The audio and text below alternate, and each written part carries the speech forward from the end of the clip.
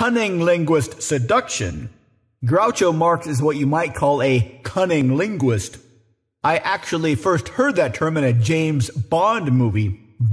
James Bond was talking to M and M said something.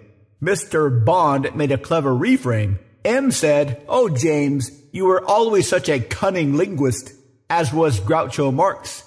Some linguistic-based Groucho humor. These are my two principles. If you don't like them, well, I have others. Outside of a dog, a book is a man's best friend. Inside of a dog, it's too dark to read. I never forget a face, but in your case, I'll be glad to make an exception. And my personal favorite, sincerity is the most important quality. If you can fake that, you've got it made. The idea about sincerity is pretty true. Not really, it's missing something. If you are a sincere serial killer, that would make you dangerous. If you can be a believably sincere actor, you can make a lot of money.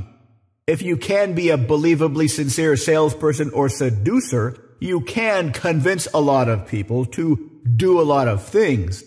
This is faking sincerity with a specific outcome.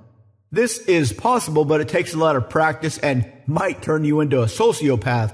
Somebody like Dexter who had to refer to a list of rules so he could pass as normal. This is kind of like the idea about lying being wrong, not because it's wrong in general, but as a strategy, it's really difficult to keep track of all your lies. If you are faking sincerity, it's kind of the same.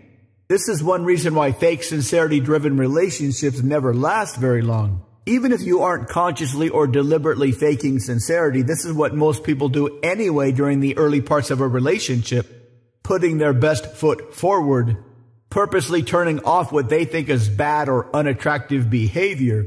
This kind of soft, fake sincerity is hard to keep up. A much better and easier way is to simply be yourself. Not your ideal self or your best self, but your real self. Your real self that you are around close friends. When there is zero anxiety and you can have full access to your brain to respond quickly with friendly jabs and put-downs, to respond quickly with funny reframes about whatever problems they are having, to respond quickly to remind them of their best selves when you need to. Now imagine if you could do this with strangers, gorgeous strangers, rich strangers, famous strangers, politically powerful strangers. How would your life be like then?